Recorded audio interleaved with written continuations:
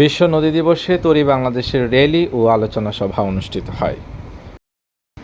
বিশ্ব নদী দিবস উপলক্ষে নদী ও প্রকৃতির সুরক্ষা সামাজিক আন্দোলন তরী বাংলাদেশের র্যালি ও আলোচনা সভা অনুষ্ঠিত হয়েছে। রবিবার 22 সেপ্টেম্বর বেলা 11টায় দানবীর লোকনাথ রায় চৌধুরী ময়দান থেকে এক বর্ণাঢ্য র্যালি শুরু হয়ে ব্রাহ্মণবাড়িয়া প্রেস ক্লাব প্রাঙ্গণে শেষ হয়। র্যালি শেষে প্রেস ক্লাব মিলনায়তনে তরী বাংলাদেশের আহ্বায়ক শামীম আহমেদের সভাপতিত্বে আলোচনা সভায় প্রধান অতিথি হিসেবে উপস্থিত ছিলেন ব্রাহ্মণবাড়িয়া প্রেস ক্লাবের সভাপতি জাবেদ রহিম বিজন। বিশেষ অতিথি হিসেবে উপস্থিত ছিলেন ব্রাহ্মণবাড়িয়া সাংবাদিক ইউনিয়নের সভাপতি দীপক চৌধুরী বাপ্পি, ব্রাহ্মণবাড়িয়া পৌর ডিগ্রি কলেজের কার্যকরী কমিটির সভাপতি এবিএম মমিনুল হক, দৈনিক কুরুলিয়া সম্পাদক ইব্রাহিম খান সাদাত, সিনিয়র সাংবাদিক কাউসার ইমরান, কমরেড নজরুল ইসলাম, নারী নেত্রী ফজিলাতুন নাহার। স্বাগত বক্তব্য রাখেন তরী বাংলাদেশের আহ্বায়ক কমিটির সদস্য খালেদা মুন্নি।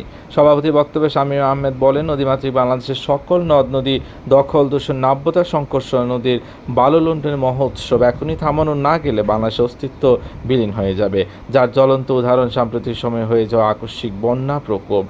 তিনি আরও বলেন, বর্তমান অন্তর্বর্তী সরকারের পরিবেশ, বন ও জলবায়ু পরিবর্তন এবং পানি সম্পদ মন্ত্রণালয়ের উপদেষ্টা সৈয়দা রেজওয়ানা হাসান একজন পরিবেশ কর্মী এবং দীর্ঘদিন যাবৎ নদী প্রকৃতি সুরক্ষায় কাজ করছেন। আমরা আশা করি তিনি নদী সুরক্ষায় যথাযথ ব্যবস্থা গ্রহণে উদ্যোগী হবেন।